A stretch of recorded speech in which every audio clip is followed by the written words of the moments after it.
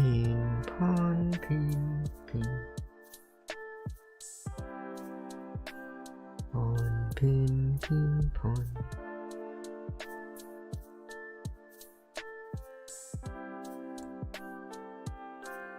I have double audio.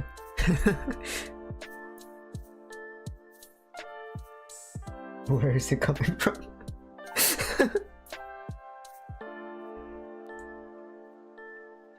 Oh no.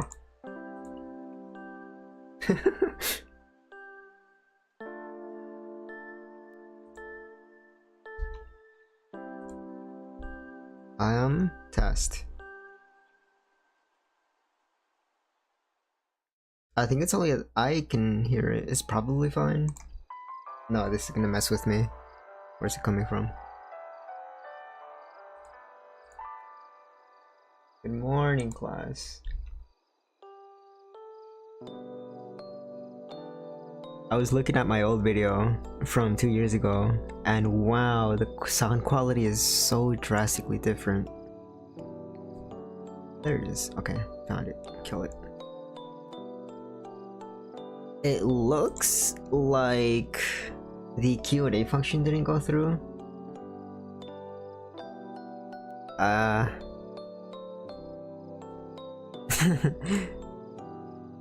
I guess I should have tested that before, but I guess I can also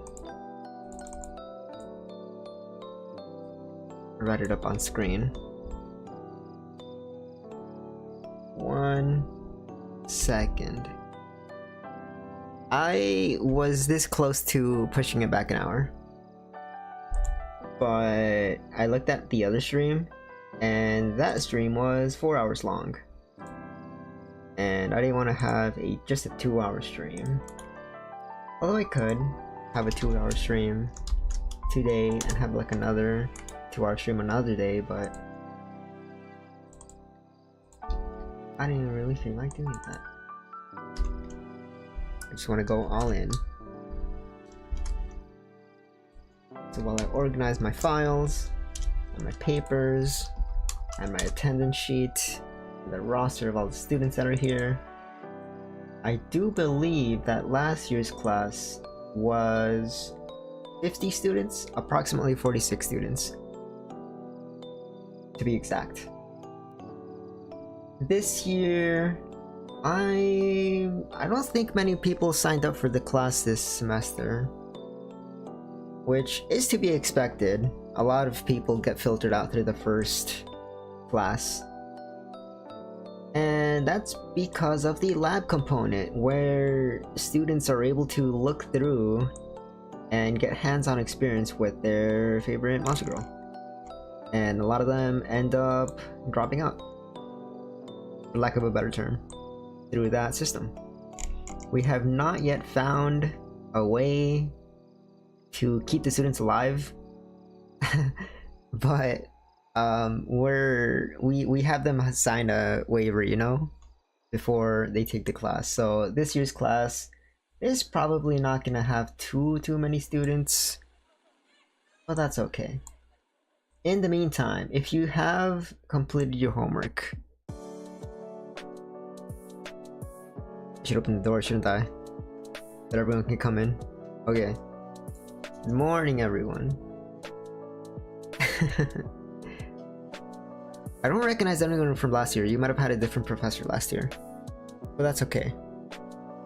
In this class, it is an extension of last year's class, and there isn't a syllabus for this class as there was for last class, and that's because we just don't need one.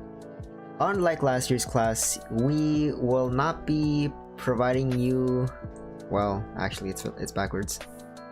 Last year's class, you had to get your own textbook, and that's because the school makes more money off of the textbook sales off of the first volume. However, for the second class, because there are so few students, because a lot of them went missing, we decided that we should have the second volume just available for, well, I guess not available, but you don't need the you don't need the textbook for this semester. I will be using it. So last year you had to purchase your own textbook, but this year you don't really need it. And as a bonus, I will be going through first year material as well. If you have not taken this class before, yes you have. You just don't remember. You probably took it at some point a million years ago. So, to refresh everybody. What? It's huge. This huge book, this huge tome is what we will be using for this class. And in this book, actually, now that I think about it, hold on, let me flip through the book really quickly, just to make sure that there's no funny business in here. Make sure there's no vandalism in this book, and to make sure that I can show everything to the class, and we don't have any surprises. Oh, I can't show that page.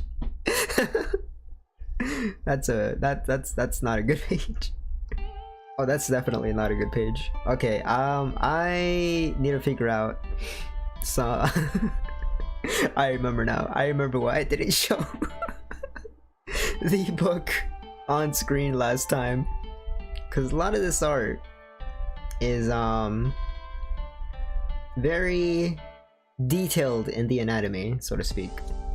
So I will be showing off some images of the book, but not every image will be included. This textbook is available. Well, I shouldn't say that actually. There are ways of getting your hands on this book, such as in the bookstore. And whatever you do, do not go online and look for this book, because it definitely does not exist. I have an actual physical copy of this book. It's out there. It's out there. As in, it's out there. The textbook is, I mean. The actual physical textbook is out there. Okay. 1 second. I'm gonna really quickly go over here. I think that is good. Okay. So, to start off with, the first semester we covered all of this book, and we had an exam at the a physical exam at the end, a lab practical, if you will, and we didn't really have all that many survivors. I mean, passing students, unfortunately, for that class.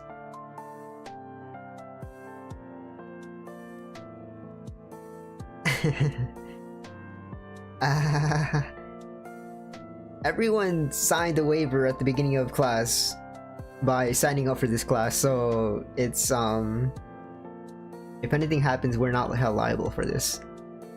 In any case, this is the book for the first semester. We have also the book for the second semester. Let me just go grab that really quickly. Second semester, we will be using this book. It'll be huge again. It's okay. This is the book that we are using for the second semester. Over here. So last year we used this book. This year we will use the second volume, as well as looking at summaries and mechanics from the first book. Any questions so far? There usually are none, because students are too shy to ask any questions. As for grading will be on a pass no pass basis. If you pass the final exam, then you pass the class, basically. So you will have to use everything in this class in order to pass the class. So I today have compiled a short list of the monsters that you may or may not encounter during the lab portion of this class. To start with, we will be looking at reviewing the slime from last semester. Let me pull that up. So here we have... actually, let me see if I can get rid of these. Rather, put them in the corner over there. These books will be available for rental through me. If you need access to these books for any reason, I will be more than happy to lend you a copy. However, there's only a copy, so you can only borrow it for the duration of the class and an hour before and after. I'm trying to think if there's anything I'm missing, though I don't think so. Okay, the first... Alright, I forgot to say. Today's class activity, if you go into the link on the pinned comment, there is a table of contents here. And this is what it looks like. So you have the table of contents. And within here, you have your selection of something like, I don't know, like 50 different monster builds that you can pick from. If you see your favorite on here, even now, you can go ahead and just shout out whatever you want. However, I will say with the word of, I would like you to, before you just say out random names, please follow, where is it? Did I not copy it? I didn't copy it. Okay, that's fine. I just have it over here. Please submit text. Didn't copy. Ah. Oh no. Well, that's annoying. I can't copy it. Unless... No, I can't do it. Okay, I'm just gonna word for word, I guess. Please submit your favorite as volume, number, page, number, and then character.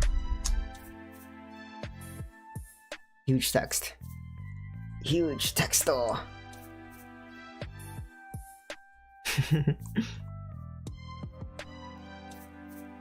I should not be surprised about the volume, but it's okay. Oh, wait a second. 1 second. I need to split this up as it's too long. That should be fine. Right over here. Maybe an outline. Okay, so today I have a short list, and if we don't have any volunteers, then we'll probably just end the class early. I know that students love to get out of class early, so maybe we just might get out early, which is fine. I may end up doing this again at some point in the future.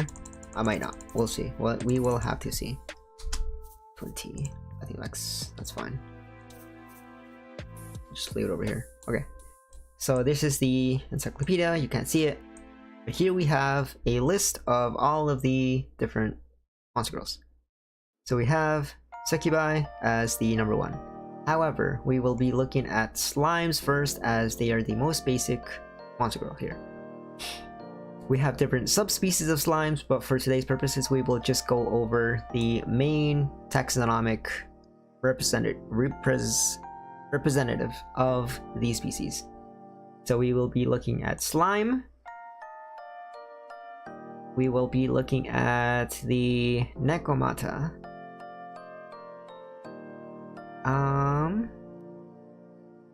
And a few, I'm gonna say 2 more from the others.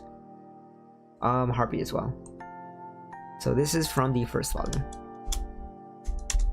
Okay, the first one that we should look at is slime. Slim Shady, Slim, the blue Slim, the basic bitch blue Slim. Not that she's a bitch. But she is slim. She is the Slim. Okay, here is the slime. This slime, depending on the type of slime, they can be either harmless or they can be extremely dangerous to humankind. So slimes are semi-solid monsters that dwell in large numbers on grasslands and plains, typically near towns, although they can occasionally be found in other regions. Most, especially because they often wander around in search of humans. And although most monster girls prefer to go after male humans, there are other monster girls that would prefer to, well, that really don't really have a preference here, really. So slimes are one of those monsters that do not have a preference for sex. They don't really have a preference for species. So anything that they find, they will basically go after. They are not really too high in terms of intelligence. They're very basal creatures. I shouldn't say basal, that's kind of racist. They're very ancestral creatures, I should say. As opposed to saying basal and advanced, because that's... Wait, was it basal? No, it was primitive. Okay, primitive and advanced was the terminology. I'm starting to forget my political correctness within biology. So these slims are capable of expanding and contracting their blue bodies at will. And sometimes you may see some red slimes, sometimes some green slimes, but blue slimes are the most common ones out here. Let me drag this over. So essentially, the way that the slims like to feed is whenever they find a life form, so to speak, they essentially try to engulf this life form, this human, this male, I guess. And if you're familiar with microbiology, if you're familiar with, was it macrophages? I believe it was macrophages. Maybe it was white blood cells. I don't remember exactly. Microbiology was like 15 years ago, before I got any of my current degrees. And yes, before you ask, I am certified. I do have certification to teach this class. Even though I may look like a mess. Even though I don't look old enough to teach. Believe me, I am old enough to teach. I have taught many classes before. I used to teach 101, but I didn't want to deal with all the complaints of all the parents that no longer had any children. Fair enough of that. So slimes are capable of extracting any and all fluid from any other life, especially if they do not have exoskeletons. So if you would like to be defended against a slime attack, please obtain an exoskeleton. And by that could be either actually physically growing out an exoskeleton from chitin, or you could actually just straight up just get some kind of hard shell, like bio hard shell, like you live inside of a turtle, live inside of a house. But then again, slimes can get inside your house through your toilet, so you never know. You just gotta be prepared for a slime attack, for a slim attack. So as the slime stores the essence that she gathers, surplus nourishment not needed to form her body pools at her feet. So any excess of nutrients becomes this puddle of slime. So that is how you know that a slime is not as necessarily too hungry, is that if they're essentially a little bit watery and a little cloudy. However, if they're still capable of extraction at this point, if they have a pool of slim at the base of their body. What you can do here is maybe try to escape, because they're not really too hungry, but they still will go after you, just not as fast. And here, if they do continue feeding once they have an excess of nutrients, they have the ability to split off into and reproduce essentially. So typically in the animal kingdom, the most popular method of reproduction is sexual reproduction. However, slimes tend to reproduce asexually, and the essence that they collect from humans, from males, is really just nutrients, because they are high in proteins, and proteins are what is needed for slimes to create another copy of themselves essentially. So this clone is basically the same exact thing as the original, and they can only think about gaining more nourishment because they are a smaller life form, a newer life form. They are not, they're basically baby. Not to say that the original copy isn't smart. Wait, dumb? I don't remember anymore. I'm confusing myself. Essentially, they're both about the same level of intelligence.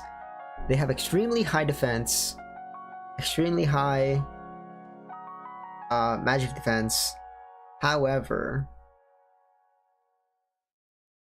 well, I guess it also kind of depends on the species. You can't really say for sure in general all slimes have this stat, because blue slimes tend to be more defensive at the cost of being very weak offensively. However, red slimes are a little bit less defensive and more offensive. And then you have purple slimes that are very one-sided into magic, so they are capable of very, very low power, low level magic in terms of curses and stuff like that.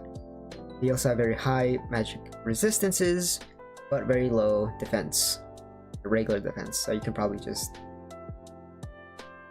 step on one and they'll just pop, like the Mario brother, the Mario Sunshine pop guy thing. Okay. Let's see, how much time do we have left actually? This class is an hour long, so we have only half an hour, but that's fine. That's okay. That is okay. So we have different types of slimes. We have, like I said, we have blue slimes. There are red slimes, there's twin slimes, and then there's also a queen slime, as well as the dark slime. There is the bubble slime, and these are just a very, very few amount, a short list of all of the different slimes that we have available. Well, that we know to exist. We do have two different types of slimes here on campus. We have the blue slime as well as the red slime. If you are so inclined, feel free to choose either one of those for your final. Well, for your midterm, I guess. Midterm instantly is in a month from now. So you should use these basic foundational informations in order to make your selection for who you want to spend your time with on the midterm.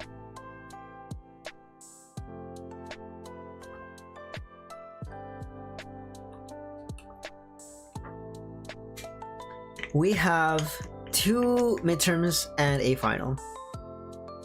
And if you so want, you are able to spend all 3 of those exams with the same Monster Girl. Or if you'd like, you can try out different ones, just to get a sense of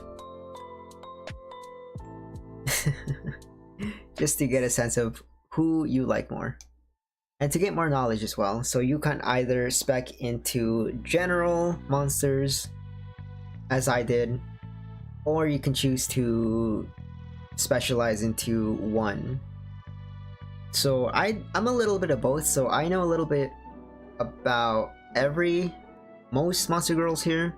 However, I do specialize on the harpy subspecies. The harpy species. Speaking of, I think we should do that one next. Okay. 1 second. Let me just pull that up. I believe that is this one. Yes, this is the one. So similar to the slimes, harpies are very varied. Possibly even more varied than slimes, actually. There's a lot of variety within harpies. A lot. Like a lot of variation between harpies. And not even like just appearance, but also like in terms of disposition and stuff like that. We have different types of behavior. Did I really just say we? That's fine.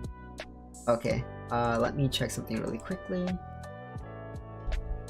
Okay, so we have the harpy over here. So before I start talking about this harpy, I want everyone to know that I keep saying we. I keep saying we. I'm So this is the basic poster child for the harpy. The bird that everyone just thinks of immediately, first hand. We tend to kind of just go for very similar types of clothes, I guess, to basically keep the heat away, really, because too much clothes makes it harder to fly around and heavier. Harpies weigh approximately 80% less on average than humans because we have hollow bones. I keep saying we. I keep saying we. Okay, so we have the original normal harpy. There is the black harpy, which is subspecies such as crows and ravens and blackbirds. And then there's the cockatrice, which is more of a rare harpy. And these are kind of the more dangerous ones. And then there are also the chicken subspecies. They're not officially called chickens, but they might as well be chickens. The chicken domesticated breed of harpy is honestly kind of an abomination. They cannot walk, they cannot fly, because they are being hindered by their huge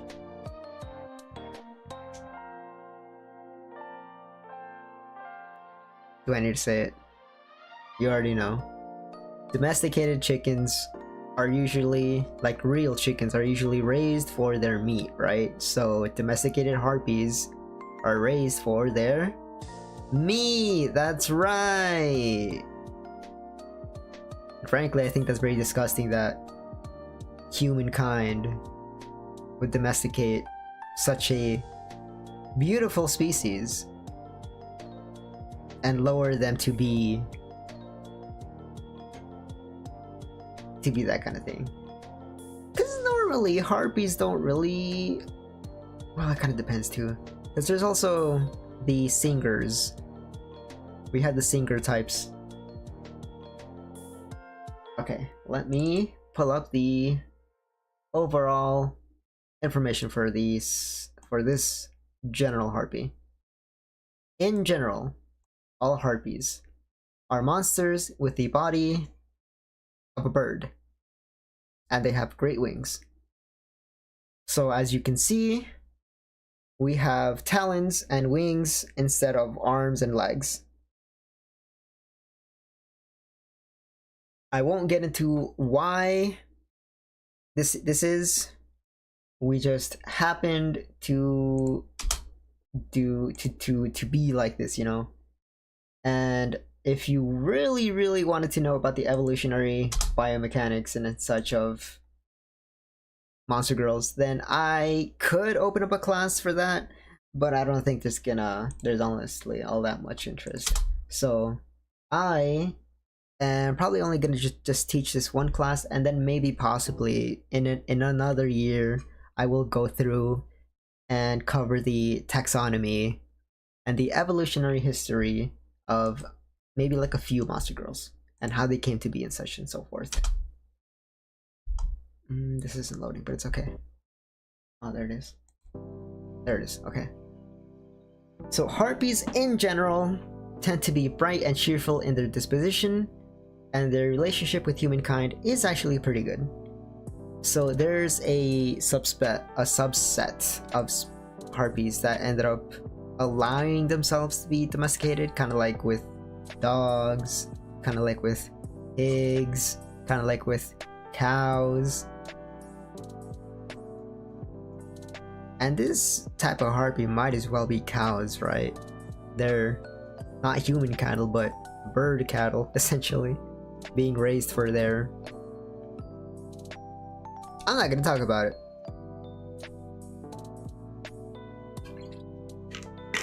Because you already know.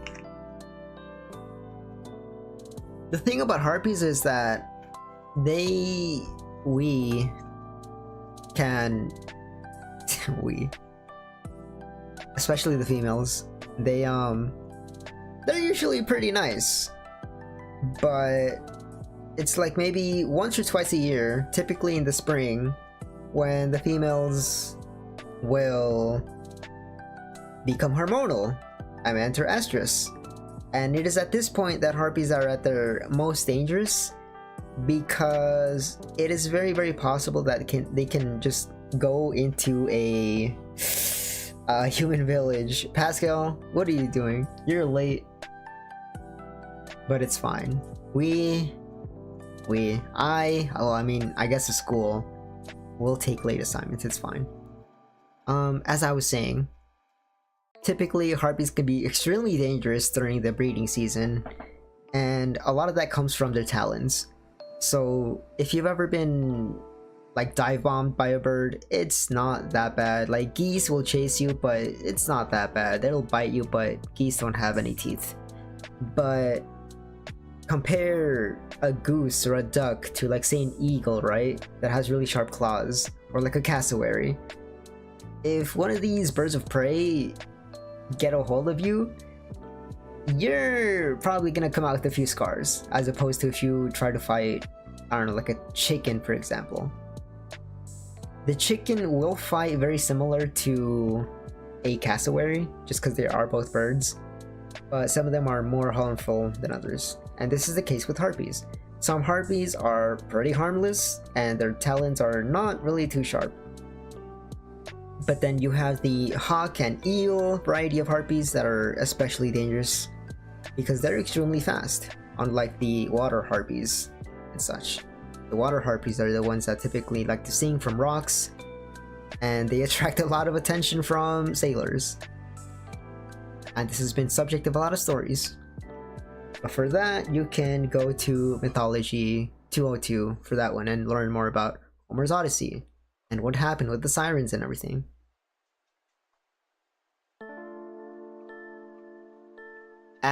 Today, I don't think I'll be covering mermaids. I think that I wanted to go through, what is it, cat girls and something else.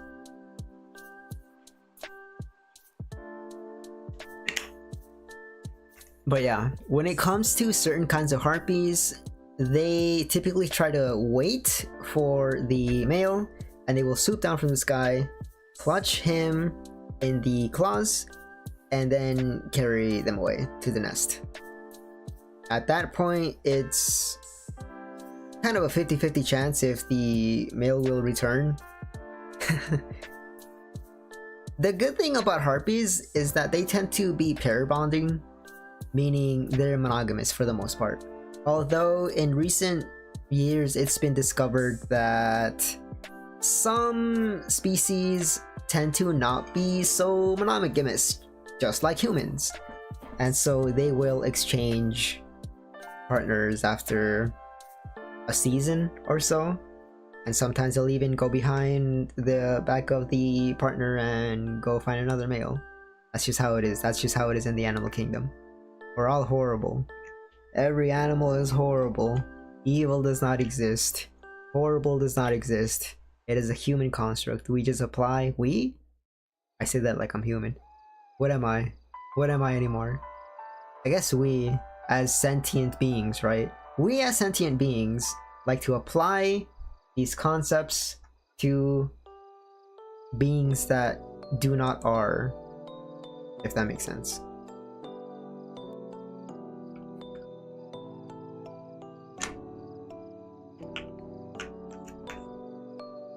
I just want to make sure. Has anyone submitted, or maybe it hasn't? Maybe it hasn't. I'm not sure. Because I do have a form up, but I haven't used this form before, so I'm not sure if anyone has submitted a request yet or not. Because I'm not seeing anything on here, but that just maybe because no one's doing their homework, which is fine. We're not. The homework isn't even graded, honestly. The only thing that's graded is the final exam. So if you pass, you pass. If you fail, you die. I mean, you fail. I mean, you signed the waiver for this class, so it's already too late. So after...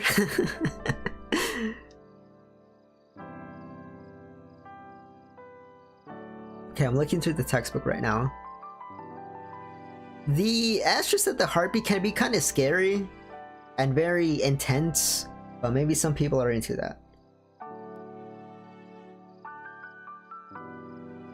I know some of my cousins are like that too.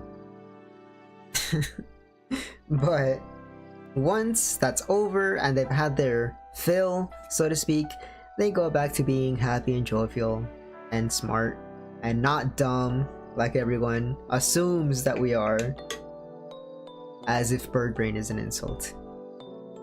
Okay, we have black harpies, and black harpies are typically a little bit more intelligent than your typical harpy.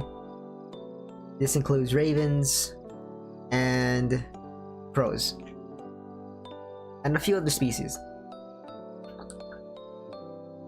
like blackbirds.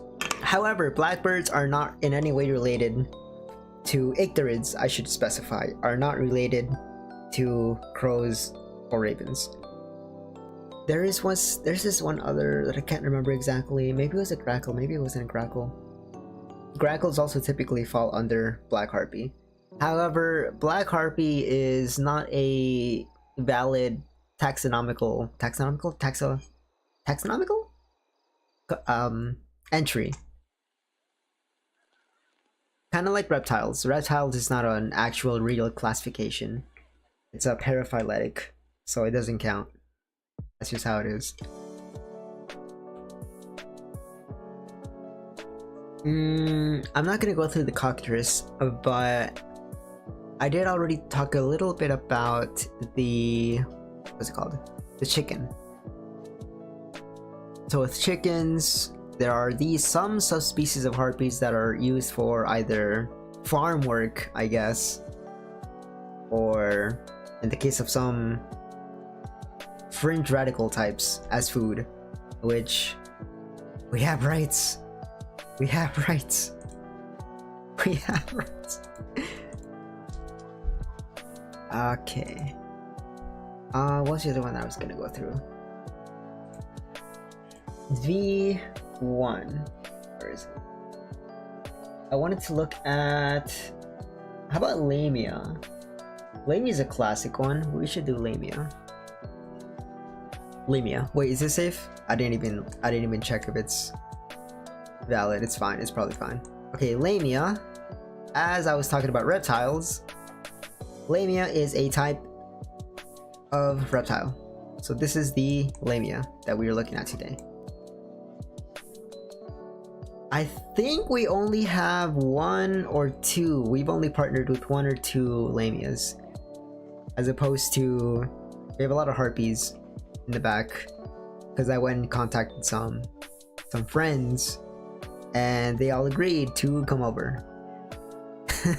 So if there's a student that turned in their homework, I like you.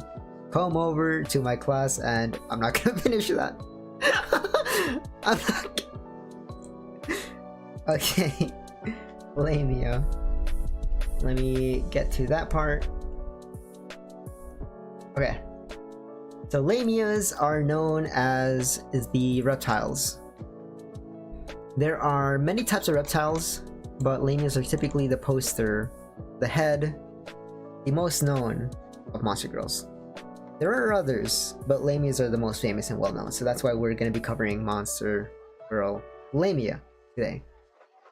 So Lamias are typically pretty smart, I don't want to say smarter than the harpies, but honestly, they may be smarter than harpies, which is fine, but I just think that I feel like reptiles in general are not really viewed as intelligent. However, lamias are the exception here, I guess.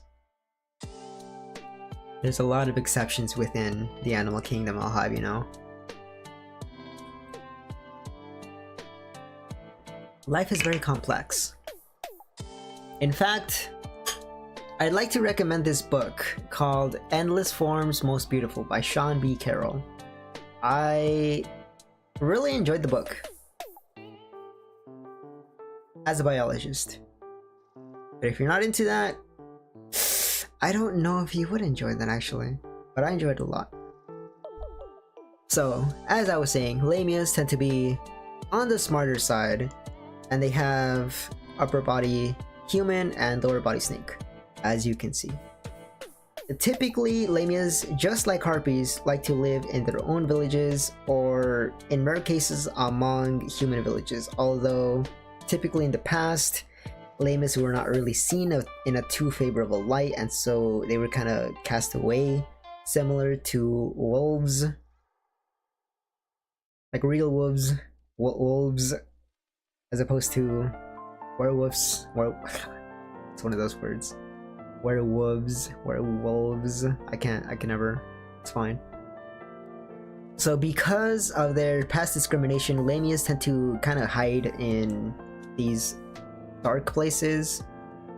But because they are reptiles, because they are cold-blooded, they need to come out at least for a few hours every day to warm up their bodies, of course.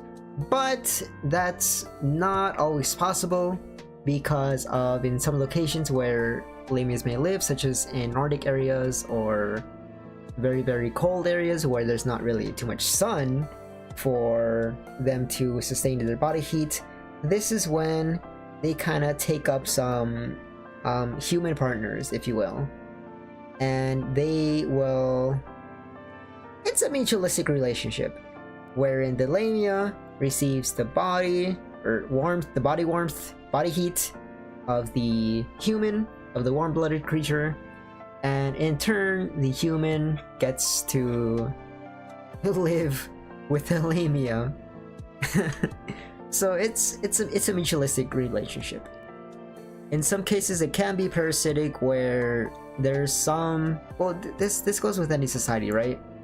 Where you will have a society, we live in a society where the rogue individual will kind of just ruin it for everyone, right? So like, for example, we have serial killers in society, humans. As such, we, as if I'm a serial killer, there are some lamias that are a little bit too greedy, and they're a little bit too hungry, so they end up kind of consuming the male whole, like an anaconda. And that's why being with a lamia is kind of a little bit more dangerous than typically accepted. So like with the harpy, right? You basically have no danger with the harpy, unless you like refuse them, for example. But for the most part, when it comes to lamias, they are a little bit more dangerous than other monster girls. But if you have an especially good relationship with a lamia, then it's more likely that you will live, because this lamia will try to protect you from the others, essentially try to own you, I guess. I don't know too many lamias. I know that my father was scared of them because I had a family member that was eaten by a lamia as a child. That's why my father's not a really big fan of lamias. But that's enough about me. Lamias, very similar to real snakes, they also molt and they shed their skin. But after shedding, because their skin is so sensitive, it tends to be that they will want a little bit more from their partners than usual. So if a man kind of just like carelessly approaches a lamia that is just molted, that has extremely sensitive skin, it's very likely that the lamia is probably just gonna wrap around and very likely kill the man, because it's just too much to bear, or both of them. And so the skin of the lamia is extremely tender because of the new skin. I believe that is all for that one. There are different types of lamias, but we're not going to go through those. I gave you a little bit of knowledge into the subspecies of harpies, but we don't need to know everything about every single individual monster girl.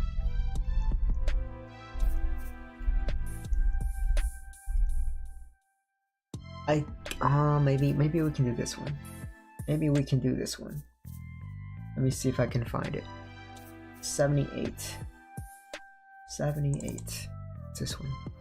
Oh, I like that one. 78. Personally, not a fan of the Minotaur, because they're kind of brutish, they're very rough, and they can very easily break harpy bones just by even so much as like sneezing on them. They will do a lot of damage. So I typically try not to associate with these kinds, because they tend to also be kind of not smart and kind of too powerful for their own good. They tend to be very aggressive and violent. But when it comes to humans, they're more capable of attempting to tame them, although it might not work out too well. And that is why Minotaurs tend to be mostly free roaming for the most part. There are some Minotaurs that live on farms and live as farmhands and help the farmer with their farm duties, but it's very rare that this happens. So Minotaurs are warriors for the most part, and they tend to wield really large items, mostly as weapons. But the domesticated ones, well, I say domesticated, but they're not really domesticated because it's more of a partnership between the farmhand and the human. Wait, the farmhand and the Minotaur. But in that case, they'll probably help out with land and stuff with the farm. And they're especially good on farms because they have near limitless endurance and strength. However, when, like I said before, with harpies, they have a breeding season maybe like once or twice a year. And because they are very strong, it's very likely for the human partner to become very injured, for example. So these are typically not recommended. I think we do have one, but I mean, you signed the waiver. If you really want to try your hand with a Minotaur, I want to say we have like a graduation rate of about 90%. A non-passing grade for people that choose the Minotaur as their first anyways. Man, there was one time we had to scrape him off the walls. He was really bad. He was everywhere. We found his hips like 20 miles away. Okay, I'm just. It's fine. It's fine. It's fine. So, Minotaurs are very simple, very simplistic, very simple-minded. They only really care about three things: the food, they care about sleeping, and they care about reproduction. And that's pretty much all that they have an interest in. They are very aggressive in their personality, and if you're not careful, they are very likely to kill you in chasing after that third need. They are probably on the same level as succubi when it comes to that level of libido, is it? Libido? Libido? You know what I mean.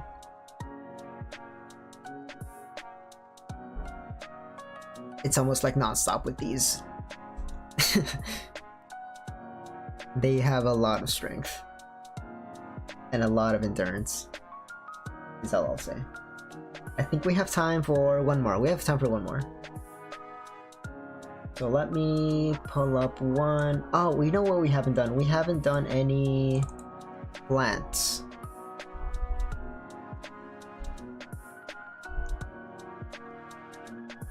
Let me see if I can find one.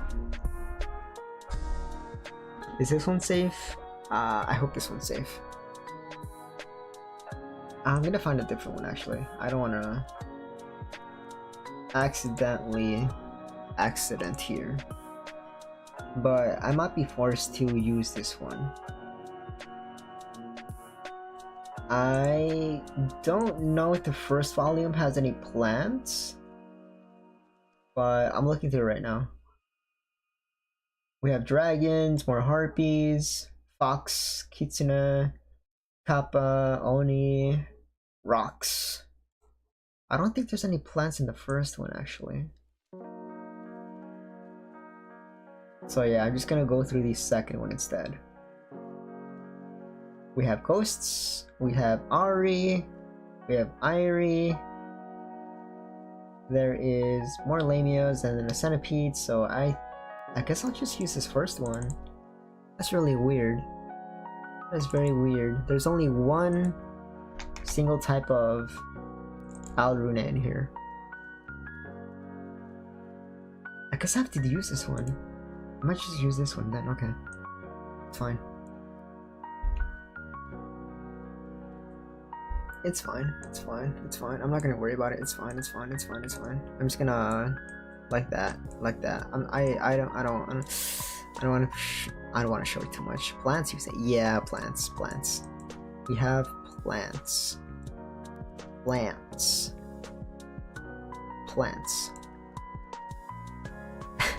This one's kind of borderline, and I'm kind of iffy on this one, but whatever. We're about to end class anyways. Class ends in about 10 minutes or so. Technically 4 minutes, but it's my class, my rules. Page 36. Oh, it's on page 36 of the other one. Let me go and look at that really quickly. Page 36 of the original tome. 36. Oh, there she is. Okay, there she is. I guess I can show both species. Sure, let's show both species.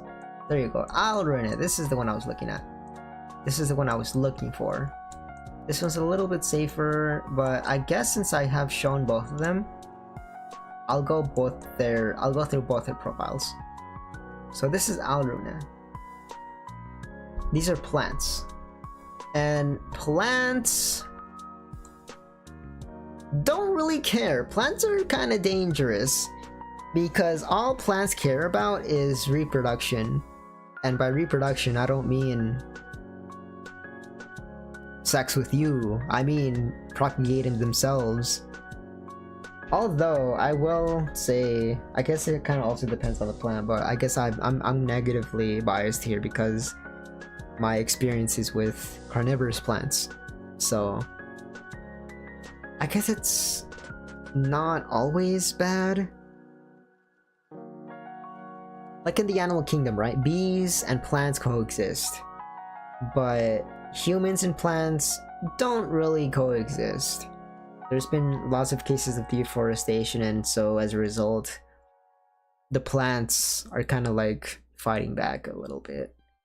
But I mean, there is a documentary on that. Let me see if I can find it again. Plants.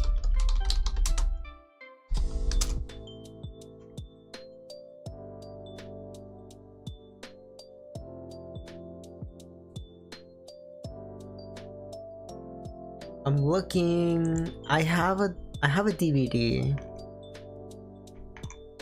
but I don't remember. Oh, The Happening 2008. A lot of people hated this movie for whatever reason.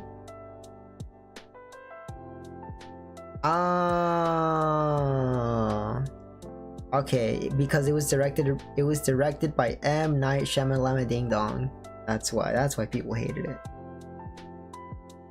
As a self-defense mechanism against humanity, OMG sequel, B5, you're an hour late. You're an hour late to class. Were you even here for the first class? Did you have me as your instructor for the first class 2 years ago? I was looking at the roster just before class, but I don't remember your name on there. I saw a lot of other names. But I thought so. I thought so. The Happening is a 2018 documentary about a self-defense mechanism against humanity. Plants somehow evolve the capacity to create and then emit neurotransmitters that induce humans to kill themselves in waves of mass suicide. So this is a documentary that will happen in about, I think it was like 50 years from now. This is what's gonna happen. But I'm immune, because I'm not human, so I'll be fine. I am being chilling. Low tier plant. What? Oh yeah, it's true. I am, let me see. So because Alrenes are plants, they are not really capable of moving on their own. Although they can move their hips on their own, they cannot move their legs on their own because they don't have legs. But the way that they attract humans is by smelling very, very nice. And so if you've ever gone for a walk in the woods or in the park and you smell something really nice, that is a plant yelling at you for sex. That's literally what it is. So plants have a huge variety, and there's entire classes dedicated to going through the biology and life history and behavior of plant girls. But for the purposes of this class, I'm just going to give you a brief overview, and if you'd like, you can take the course on plants, but I love botany. Yeah, I think Pascal has more experience with plants, and by plants I mean plant girls. Plants are a lot more complex, and it kind of annoys me how the biology department here on campus specifically tends to focus more on zoology rather than botany. And this is how it was at my other university too that I went to when I got my degree. There were a ton of zoology classes. There was invertebrate biology, there was vertebrate biology, there was herpetology, which is reptiles. There was ornithology, I believe, by study of birds. There was general zoology. So what is that, like 1, 2, 3, 4, 5 different zoology classes. And then we have evolution as well, which technically not zoology, but that's still the evolution of animals, right? So 1, 2, 3, 4, 5. Wait. General zoology, invertebrate biology, vertebrate biology, herpetology, avian biology. That's 5 classes plus evolution. So we have, oh, and then within evolution really only covered animals. It didn't cover plants like at all. It kind of annoyed me because there was a completely different class for plant evolution, and I would have wanted to take it, but if I were to take it, I would have had to stay another year, and I was already like 6 years into school. So I decided, as interested as I am in plants, I don't want to take another year to graduate. So we had regular botany, and then we have evolution of plants, and I think that's it. I think that's all of the plant classes that we had. At one point, I think we had a mycology class, but the professor retired. I would have loved to take mycology because mushrooms are really fascinating. I wonder if we have any mushroom girls actually. I'm sure there is. It's just a matter of finding them. If anyone is able to, you have the, what's it called? The table of contents pinned message chat. If there is a monster girl that's a mushroom, let me know. I'm not gonna, if you can find it, I'll go through it. But I did say that this was gonna be the last one, right? So I'm not sure. We'll see. We'll see. So as I was saying, if you've ever walked in the woods and smelled a flower, that flower is literally saying sex. They're just yelling, "Oh, sex!" It's literally what it is. And then the bee is gonna, wait, is that what it's called? The birds and the plants? No, the bees and the plants? That phrase never made sense to me. Because birds and bees are completely different. And bees are all female. The worker bees anyways. So I never understood that. But it's okay. It doesn't have to make sense. Adults are weird.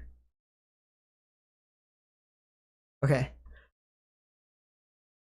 So with plant girls, just like plants, I never got why birds and bees. I don't know. I don't get it. It's weird. Why is this thing not loading? Refresh. This thing is giving me a lot of trouble. So just like, what was I saying? Just like with plants, plant girls also have nectar, which is secreted out of the yeah. And if you've taken plant biology,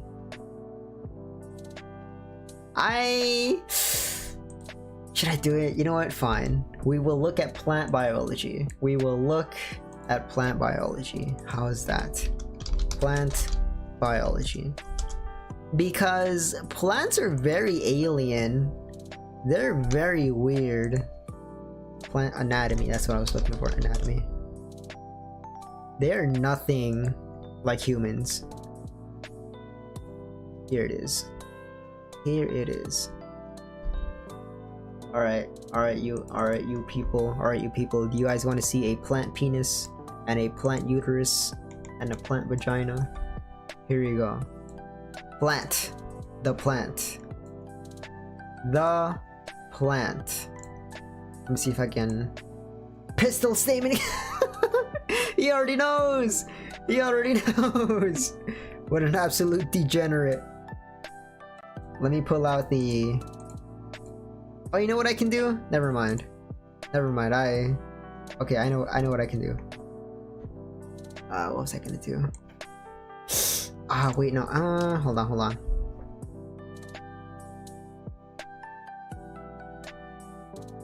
Wait, I know.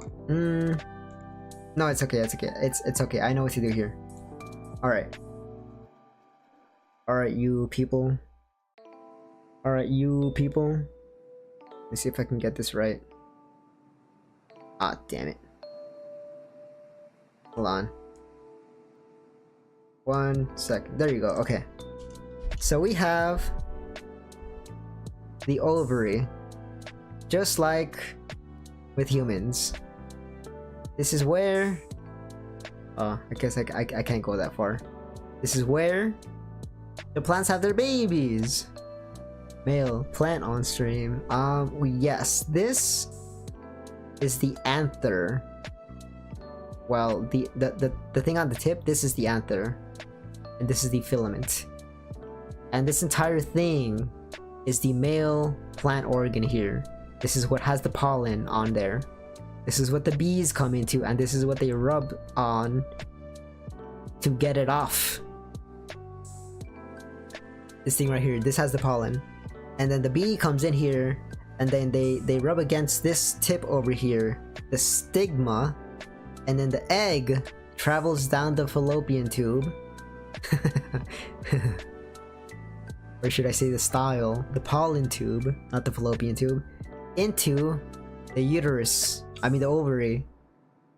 So having seen all this, you can imagine how the plant girl do. Yes? Yes. So here is the alternate. You already know how they reproduce. If you want to know more, you can go take the plant biology class, the plant girl biology class, the plant girl class. Because unfortunately, as much as I would like to cover every single taxa of monster girls, we are basically like 98% like animals. Like I said, I have no idea if we cover, if the book that we have even includes any mycology, like mushroom girls. I'll be honest, I haven't gotten a chance to look at the other one, but it's okay. Let me 1 second. 1 second. This is a male flower. That's actually pretty funny. Actually, plants are hermaphrodites. For the most part. As you saw in this picture over here, this plant has both parts. So these plants are... Wait, is that a slur? I don't think that's the proper... Dioecious? Monoecious? Monoecious. Yeah, that's the word. Monoecious. Monoecious. Having both male and female reproductive organs in the same individual. Monoecious. As opposed to dioecious, which is where you have one part. Dioecious. Dioecious is having the male and reproductive organs in separate individuals. So humans are dioecious, mostly, and plants are monoecious, meaning they are hermaphrodites, meaning they have both parts. This reminds me of a time where I drew a Venus flytrap. It's a pun, see? It's a Venus flytrap. Aha! Ha ha ha ha! Hermaphrodite is not a slur. Within biology, I don't think it's the proper term. Is what I'm trying to say. Is what I'm trying to say. I don't care about like the outside of biology is what I'm trying to say. That's something that's completely. But I mean within biology, there's a certain term, like an actual scientific term, and that was monoecious and dioecious, as opposed to hermaphrodite. I think when it comes to hermaphrodite, that only applies to animals, like slugs. I believe slugs can be classified as hermaphrodites. Let me look it up. Hermaphrodite slug. Yes. Okay. Yeah. So hermaphrodites, I think that's when it applies to animals such as slugs. And I am not 100% sure. Correct me if I'm wrong, Pascal. I think monoecious and dioecious only applies to plants. I might be wrong though. I'm not 100% sure. I only remember those two terms from my plant biology class. But again, I'm not sure. What was I? Oh yeah, back to the plant girl. Where is she? There she is. No, that's not the right one. There you are.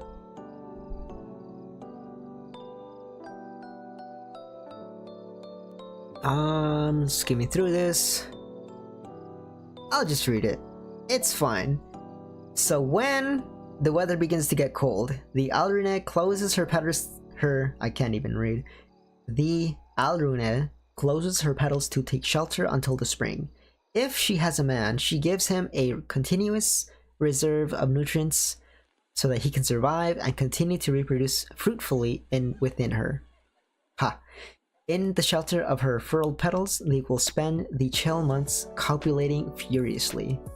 Sounds pretty nice. Alrune nectar not only serves as food for the men captured by Alrunes, it is also prized by other monsters, especially honeybees, who attack the Alrune frequently and feed primarily upon her nectar. The honeybee enters the Alrune flower and licks and collects nectar from within her floral sex. The Alrune does not resist, as the lathing of the honeybee's mouth helps to mature the Alrune's nectar so that it gives off a cloying and more fragrant scent, which in turn makes it more effective in attracting human men. This perfume draws men towards its source, where the Alrune and the nectar-drenched honeybee lie in wait. The two monsters assault him, and all three parties become covered in sticky nectar as they mate with sweet desperation.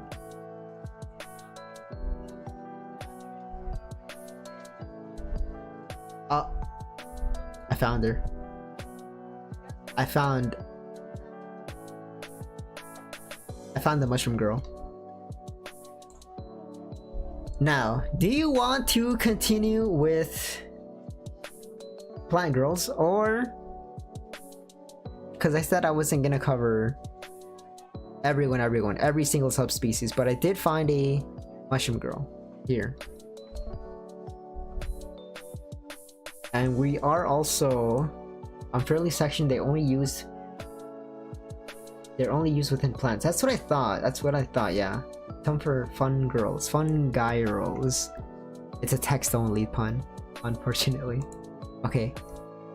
The mushroom girl.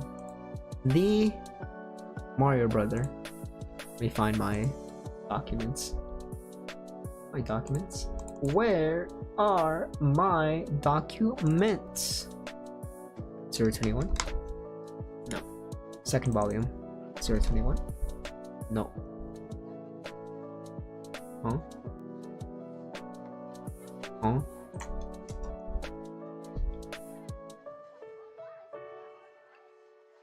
Where is she?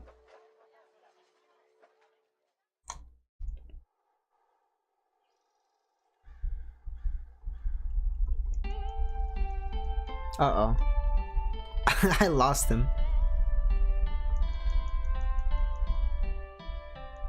Uh-oh. Uh-oh, I lost. He was right here. Oh, it's 040. It's 040. In the original book. 040. Okay, fun guy. There are no nipples, so it's fine. It's okay. There's nothing showing in here, so it's okay. It's perfectly safe. You to do not freak out. Perfectly safe. Perfectly normal. Where is it? Here it is. Matango! Matango! They're fungi. Fun gyrals. Fun gals, I should say. Water break. Give me 3 seconds, count them.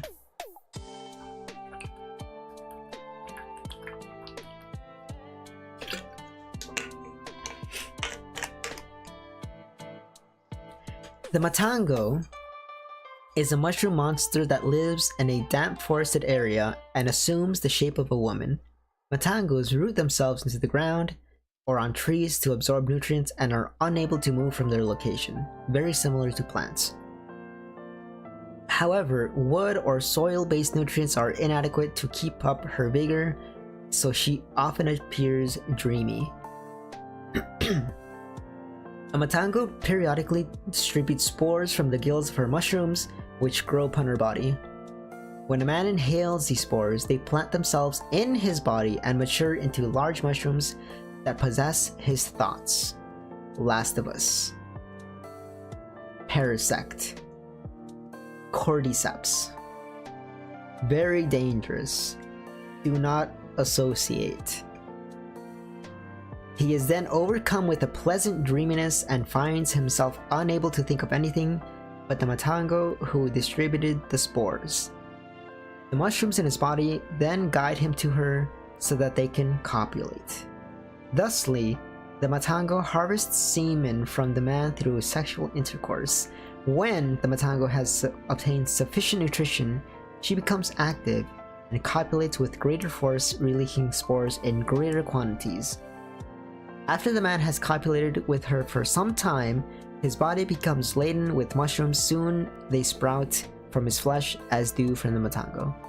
In this way, he becomes a mushroom man who can think of nothing but sex with a matango. Matangos cannot reproduce by spores alone. For a new matango to be born, the spores must be inhaled by a human woman. Then, they control her thoughts, heighten her passion, and cause her to attack a man to harvest semen.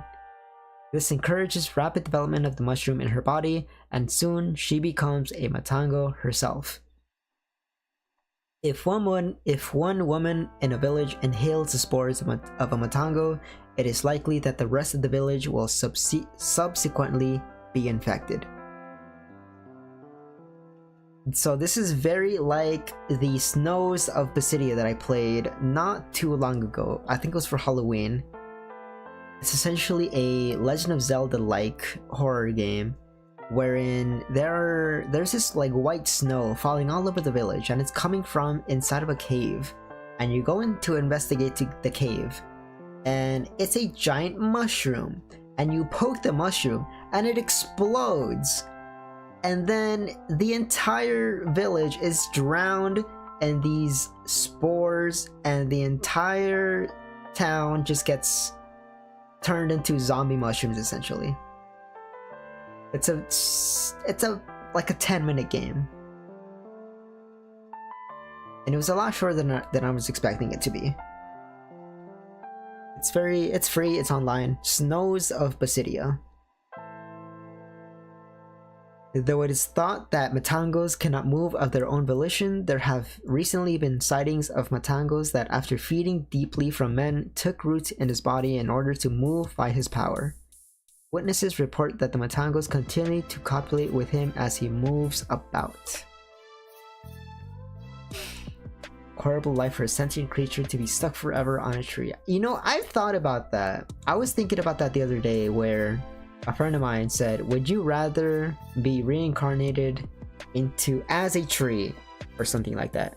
He says something like reincarnation as a tree, and I was thinking, if I reincarnated as a tree, do I get to keep all my memories and all my senses and all my sentience as the tree?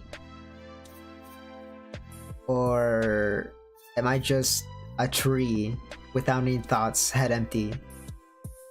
Because if I was to be reborn as a tree with like thoughts and sentience and pain, that'd be a horrible life. That would be like worse than a death sentence, worse than a life in prison sentence. Because at the very least, in prison, you can like walk around, you can eat, you can exercise, you can read, whatever.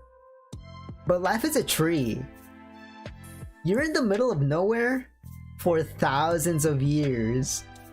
That feels like one of the worst things that can happen to anyone. To be stuck in one place for thousands of years. That sounds really horrible. Okay. We're at 1.5 hours. Class is typically only 1 hour long. but if there is a specific kind of monster girl, then I will be more than happy to go over her. Otherwise, I will be ending class soon. So with that, I am going to take another water. You know what I'm remembering now? The first time that I gave this class, I think I was drunk. I think I straight up drank during class. And there were a lot of students actually. It was kind of insane.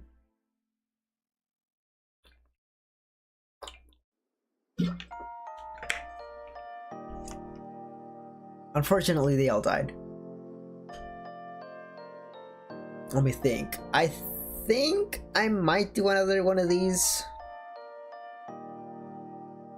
Maybe at night. And maybe on another day. Because whoever decided to put this class on a Sunday, the superintendent wanted to put this class on a Sunday afternoon. Now that I think about it, not such a great time slot, I guess. It's kind of like right in the middle of the day when everyone is out, right? So I don't know. Maybe I'll do it at nighttime. We'll see. Okay. That said, I think we're just out of time though. Today is Saturday. Next class is gonna be one singular Helldiver on Tuesday. Let me take out the schedule actually. I might do this again. Maybe one more time. This guy making us come to school at night on a Saturday. Look, I had to take calculus at like 9 o'clock at night. And then our class got out at 11. How breedable are these? The thing with the mushrooms is they're not breedable. They're gonna breed you. It's essentially Last of Us, where they explode and they put their spores on you and they breed within you with these. So these are like 10 out of 10, kind of very dangerous. Do not approach, do not even look at them, or else you will just die, kind of thing. The sex isn't even that good either. Alright, let me go through everyone that I looked at today. So we looked at Matango. Where's it? Oh, just a second. Matango. We looked at Alrina, plants. We didn't go through this one. We didn't get a chance to look at this one. We looked at Minotaur, Lamia, Harpy, Slime. Yeah, that's it. Okay, so we covered 1, 2, 3, 4, 5 monster girls today. I'd say it's decent. That's a decent amount. I think last year I spent 4 hours. That was actually a 4-hour class last year because there was a lot of students and they just wanted me to keep talking about their favorites. But this year a lot of students ended up falling off because they got eaten by the monster girl during their final exam. So that's why we have a lot less students this year, but it's okay. Last of Us would have been 300 times better if there were 6 zombies. You're very silly. You're making me miss D&D game with the monster, bro. Perhaps. Who else was there? The fish, right? The spider. The dog.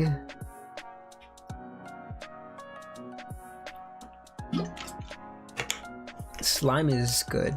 Slime is kind of all over the place, wherein it's not 100% sure, or rather, spider? I think I'm thinking scorpion. What am I thinking about? Oh, doesn't matter. We didn't really cover bugs this today either. But I think I do want to do this again, but like at another time, at a better time, at a better day. Because I had my entire whiteboard here, but I never even used it. I have Oh, second. I have my whiteboard here. I never even got to use it. I never got to use my whiteboard. So, I don't know. I need to find a use for this.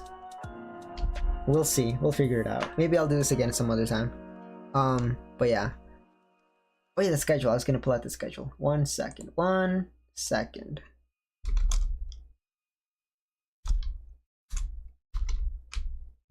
If I can find it.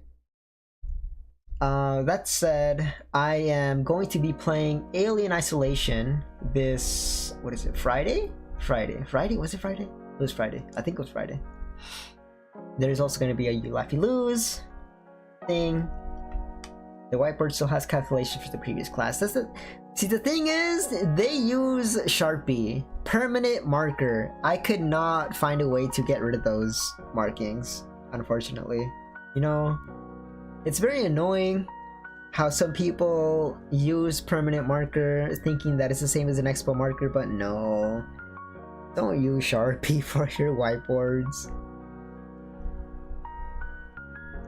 And then there's some people that still try to use chalk, even though we're like in 2025.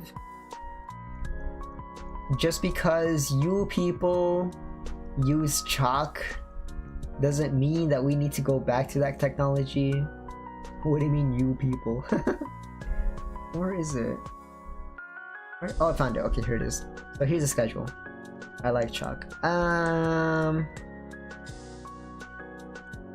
Chalk's kind of whatever. I prefer whiteboard. It's a lot easier to clean up. Okay, so let me... Where's the... I guess I'll just use the whiteboard for this. Whiteboard. Today, or rather yesterday, we did Monster Hunter, cross that out. Yesterday, last night, was Bomber Girl Sex, cross that out. Today was Monster Girl Sex, cross that out. Tuesday is gonna be Helldiver, you people. I like that word. It's a funny word, it's a funny phrase. And then we have this me side, bootleg me side over here. Bootleg me side on Wednesday. And then You Laugh You Lose. That one's gonna be very silly. Monster Hunter World again. But that's on Friday. And then Dead Space on Friday night. So that's all I have today. Oops. What the hell? That's all I have today. I might do this again at another time. We'll see. We will see. Now that I think about it, I don't think I typically stream on Saturdays. Thanks for class, Professor. I'm a little bit upset that I forgot my lab coat for today. I left it at home. I didn't have time, but maybe for next class I'll have it. Like, I had it handmade and everything. I made it myself and I completely forgot to bring it in, but it's okay. Maybe next time. Maybe I'll do another one of these at some point in the future. Okay. Thank you everyone, class, for coming. Participation. I said participation was optional, but attendance was not mandatory. Wait. But actually, attendance was mandatory, and everyone who didn't come to class gets an automatic 0, and you will be dropped from the class. Yay. That said, thank you, Jaeger. Thank you, Pascal. Thank you, Beef Pie. I have another class to teach. I will see you guys Tuesday. I'm actually below 75% presence in this class. This class is pass no pass. There's no percents. If you pass the final exam, if you survive the final exam, you automatically pass.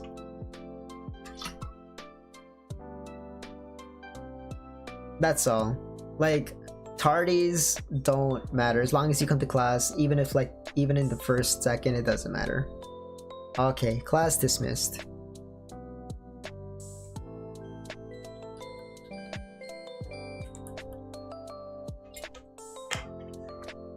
I don't need to attend anymore. Attendance is only marked on the final exam and the 2 midterms. That's it. Otsu.